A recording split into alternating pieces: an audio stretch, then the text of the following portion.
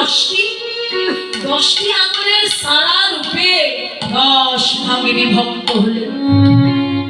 আকাশের চাঁদের সঙ্গেও যে তুলনা হলো না। এবারে তুলনা করলেন সুবর্ণ বরণ হেরে নিজ কুমার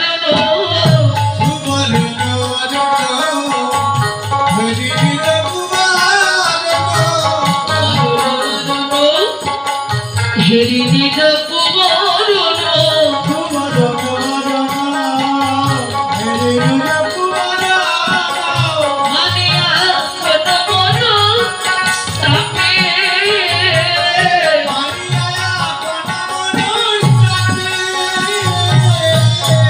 নিজ কোন জানি সম সম করইতে নিজ কোন জানি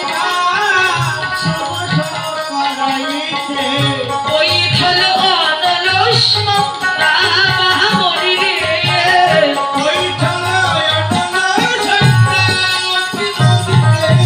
কেউ তো আমায় পড়বে না রে কেউ তো আমায় পড়বে না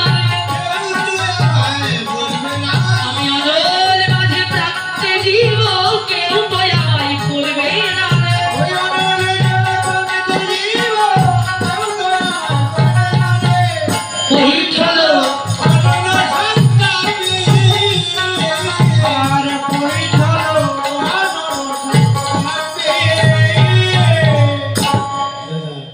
সুবরণ বরণ হেরি নিজ কুবরণ। সুবরণ মানে সুবর্ণ স্বর্ণ হেম কাঞ্চন সোনা ইত্যাদি ইত্যাদি।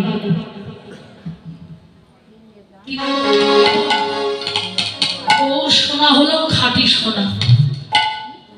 অসিত কাঞ্চন যিনি। আর এই লৌকিক জগতের সোনায় তো খাদ আছে। লৌকিক জগতের সোনা যতই খাঁটি হোক না কেন স্বর্ণের অলংকার তৈরি করতে গেলে খাদ ছাড়া কি তৈরি হয়? খাদ লাগবে। কেমন নিজের সোনা হলে একটু কম, পরের সোনা হলে বেশি। আমাদের দেশের নিয়ম আছে প্রত্যেক ভরিতে 2 আনা খাদ দেওয়া হয় নাকি? প্রত্যেক ঘড়িতে 2 আনা খাদ দেওয়ার নিয়ম আছে।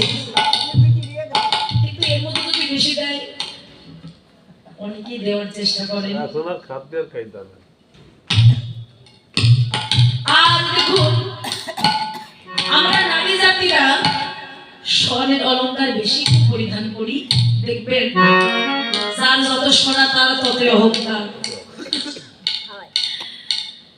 যদি কোনো দিদি ভাইয়ের গলায় সোনার অলংকার থাকে দেখবেন যতই দামি শাড়ি পরুক না কেন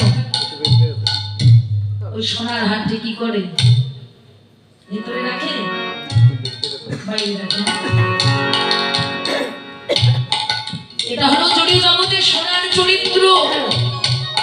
এই সোনা পরলে মান অভিমান আত্মঅহংকার বেড়ে যায়। কিন্তু যারা আমার গৌর অনুরাগী কৃষ্ণ অনুরাগী এই জগতের সোনা তাদের ভালো লাগে না, ভালো লাগে না।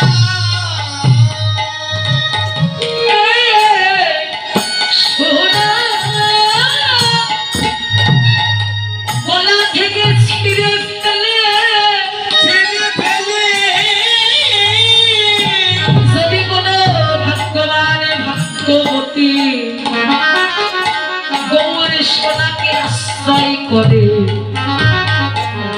যদি গৌর সোনাকে কেউ ধারণ করে ভক্তের মানভিমানা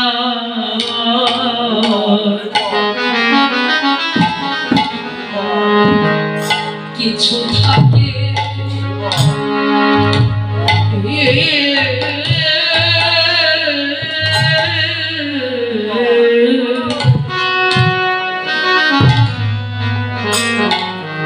কিছু থাকে না রে।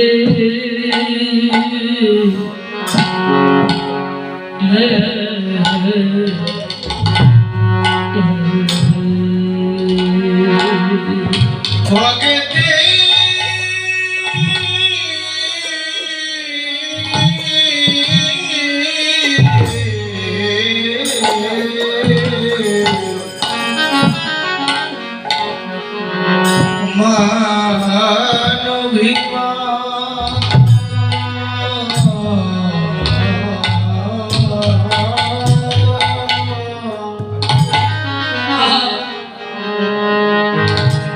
অভিমান থাকে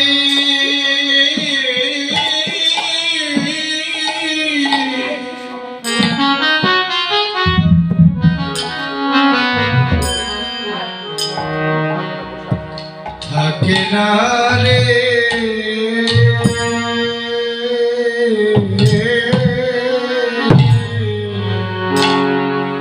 রে রে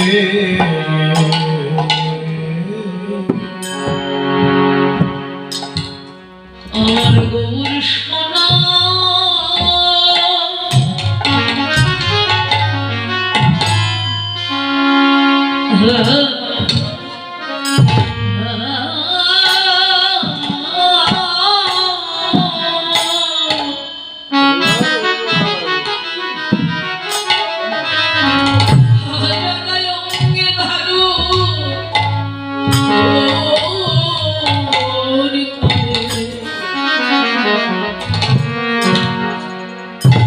তখন কি ভক্তের অভিমান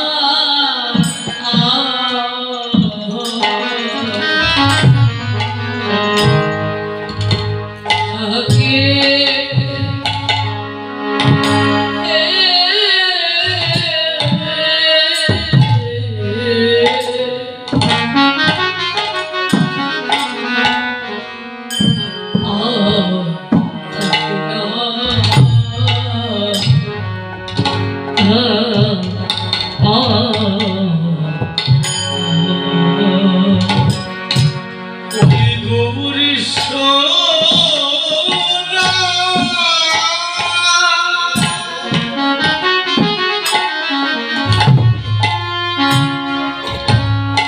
গৌরী সোনা যে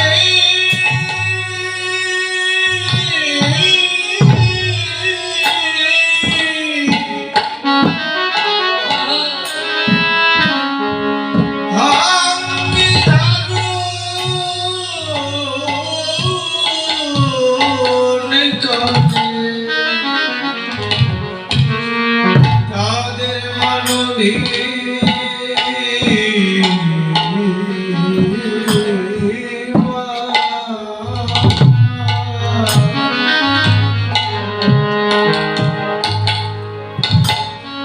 অভিমান থাকে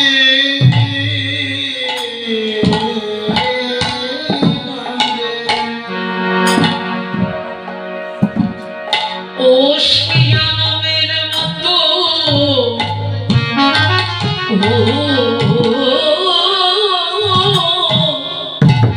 আগল হইলে সে পথে পথে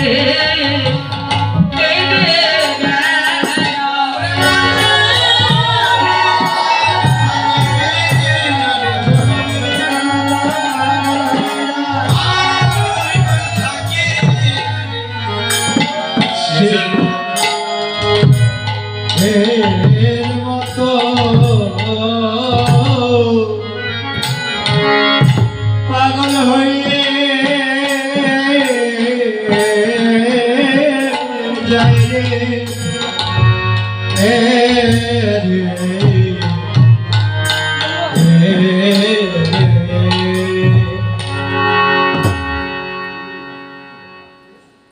হরে কৃষ্ণ।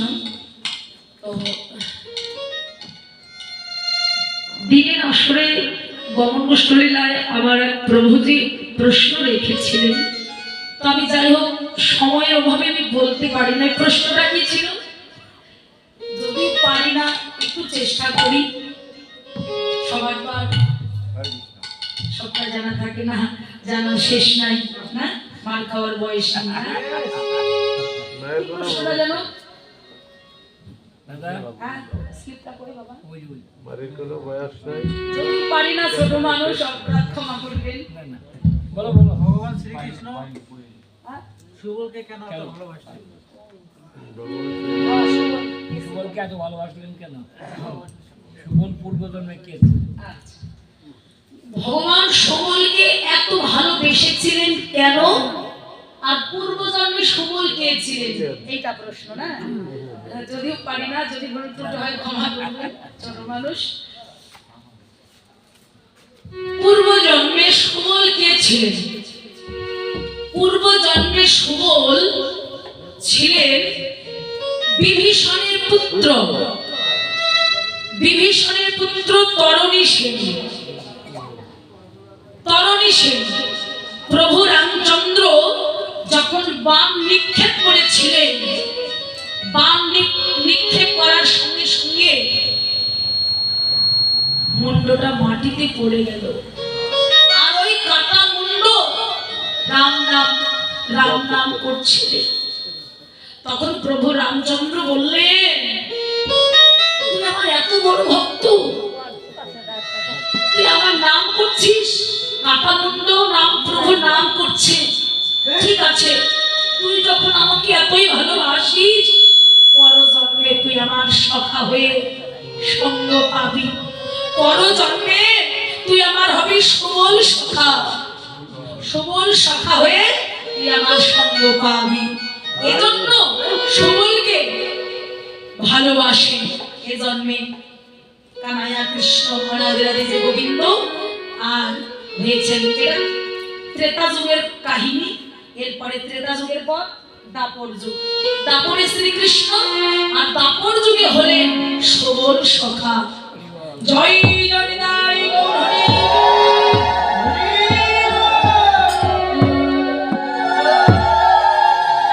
যা সমবিধি কোন অধিক নাহি অনুভবী,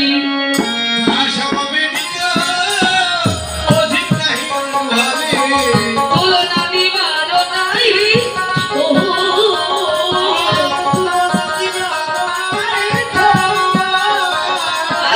জগদানন্দ বহু বহু তুলনা বহু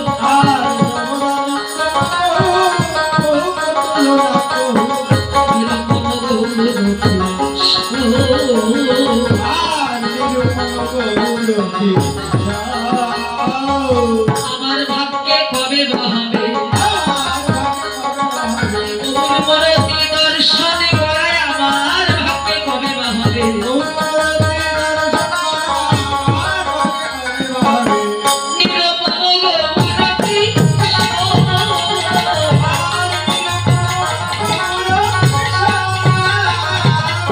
নিরূপম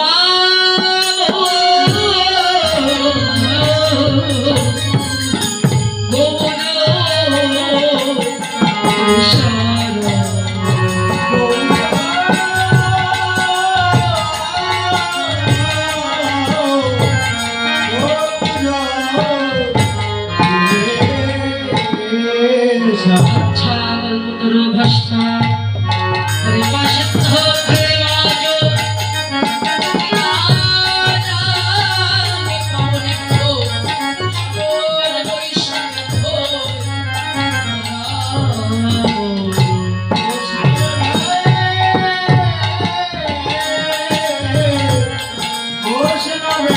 Hey!